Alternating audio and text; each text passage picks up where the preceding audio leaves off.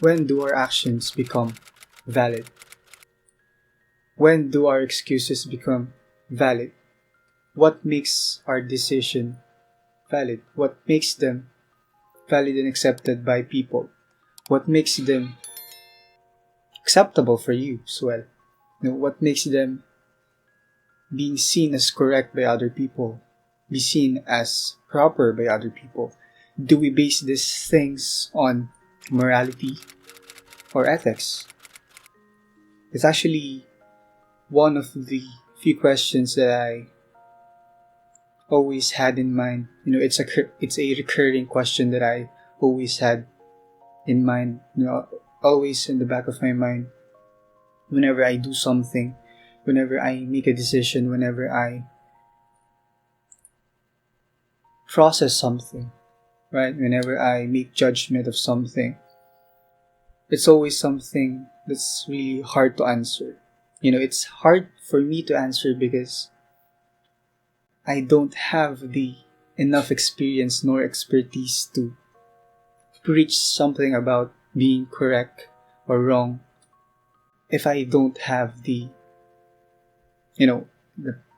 prior experience to experiencing all of these things, right? I think because of that, no one actually is qualified to tell and for us to listen to what is right and wrong and what makes the things that we do valid, to actually valid to a point wherein it has no fault, right? It has no flaws, it has no holes, it has no ugly sides, wherein it's perfect. It's a perfect decision, it's a perfect excuse, and it's a valid reason. And I think we are shaped, as humans, we are shaped by ethics and morality, and that's where we base our valid reasons and decisions and excuses that we make whenever we do something, whenever we judge something, right? And it's something that is not being talked a lot, it's not being approached a lot by people. And I mean that not on a community level, but I mean that in a personal level.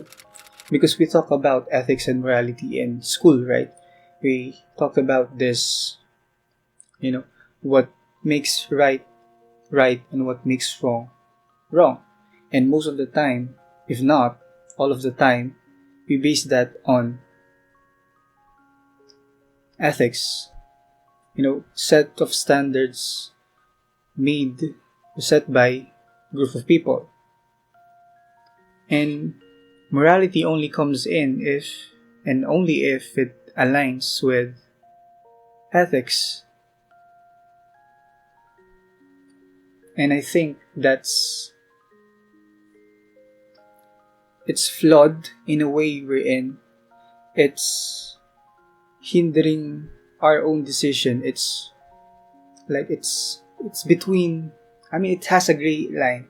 It has a gray area wherein if you cross that line that's more favorable to ethics, you are more likely to hinder your own and stop your own process of becoming a better person. Because it's something that will lean more towards conforming to the set standards set by people, principles and morals set by people.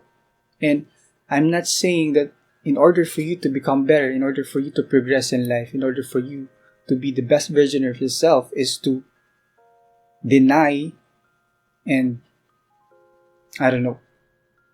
be rebellious of those standards, of such principles. No, I'm not saying that. What I'm saying is, yes, you can use those set standards, those ethics set by people as your guide, right? That's why they are there. They're a guide. And you yourself should and must develop your own set of standards wherein your set of standards of right and wrong, correct and wrong. That's the same thing, right? Good and evil as well. you have to set your own standards for you to be able to move forward in life. I think, at least for me, right? That's what I think. Because if you don't have your own set of standards that you've set yourself, that you've developed yourself, like basing it on ethics that's been developed and that's existing already in humankind, right? Like, don't steal, right? That's ethics. That's considered wrong. And it's one of the sets of standards that people have set throughout time, right? And if you want to combat that and confront it in your own moral, like, stealing is good because, you're trying to justify it in a way wherein you're confronting that said ethics, but you're presenting yourself as the good person, as the victor of such argument. For example, let's use stealing, as I've said earlier. Stealing as a way of saving someone's life. For example, you have a mother who is sick, who requires medicine that are very, very exhaustingly and painfully expensive, and you don't have the means to afford them. You don't have the means to buy them for your mother to save her life. So what you do is you steal either money or the medicine itself for you to be able to save your mother, right? Morally, it's correct for you because you're doing such thing in order for you to save your mother. So it's morally correct. You have the great intention. You have the best intention out of doing a wrong thing in the eyes of other people, in the eyes of set standards of people, right? But is it really justifiable if you're doing the complete opposite of the set standards by people, of what they consider evil or wrong? That's where the argument comes in, That's wherein you can take either side, right? You can judge it for yourself. If you lean towards more on ethics, you will see that kind of act as evil. It's not justifiable. It's not logical. You won't understand the rationale behind it. I mean, yes, you will hear the reasoning behind doing such act. It's out of love for someone who is dear to him or her, right? But if you lean more on the morality of it, of your personal set of rules of good and bad, and evil and good. I mean, that's the same thing anyway. If you lean more onto that, you will see that act as righteous, as someone fighting like a political narrative of some sort, because you're combating it, and you can argue that if someone is in grave danger and it's in the brink of death, they should be able to receive help without spending money. I mean, without spending so much money in trying to recover from that sickness, trying to recover from that illness, right? You can argue both sides, right? And that's where my point comes in. My point wherein you should develop your own personal set of standards of evil and good and right and wrong, right? Because if you only like follow the ethics or the standards that have been set, that's already there, you won't grow as a person. It's like your progress is dependent on other people, right? It's like you're always being validated, or you yourself are seeking is seeking validation from other people if you only base your decisions, your actions as being valid from other people, if you just want their validation, if you want their go signal, right? And it's something that's sad. It's very sad to think about, or at least for me. It's my opinion, and you can disagree again. And it's something that a lot of people actually are not aware that they're doing that. That they're only basing their standards of right and wrong to what is already there, that's been set for them, and they don't go to the road that's not been taken.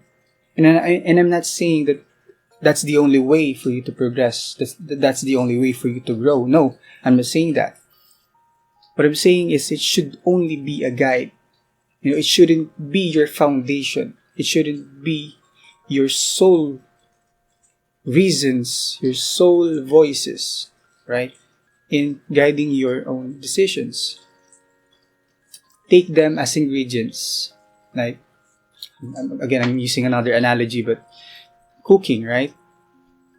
If you want to have your specialty dish, if you want to develop your own dish that will please not only yourself but other people, you take what's already there, the ingredients that's already there that's considered good, and you take that and use that as ingredients, and you yourself find more ingredients out there in the world where you think it's good, but other people are doubtful and playing around and only tiptoeing around it. And you use that and you experiment on it and you combine the two. And what you get is something that's your own. That's you.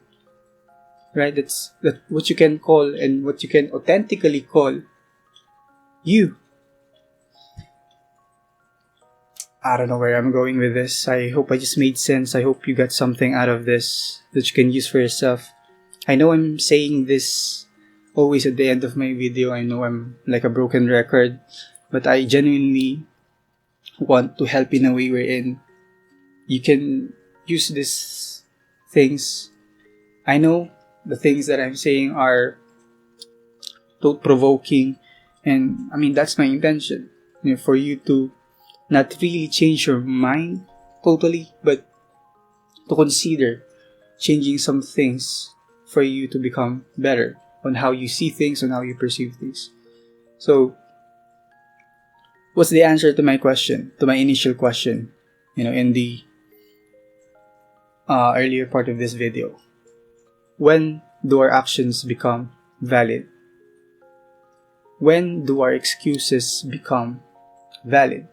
When do they become acceptable by you and by the people around us, by the people in general? My answer is, and you don't have to agree with this, is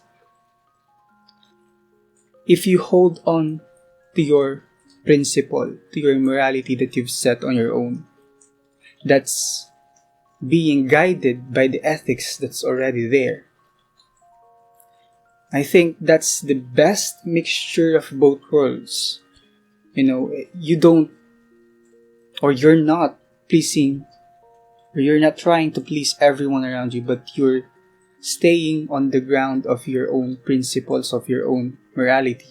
But it's in line with the set ethics or the set standards by other people. And some of your principles may be questionable by others, but you're not wavering. You're not shaking your ground. You're standing on your ground, right?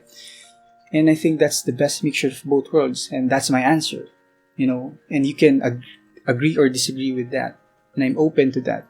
And I'm curious to see and hear what your thoughts are when it comes to this kind of topic.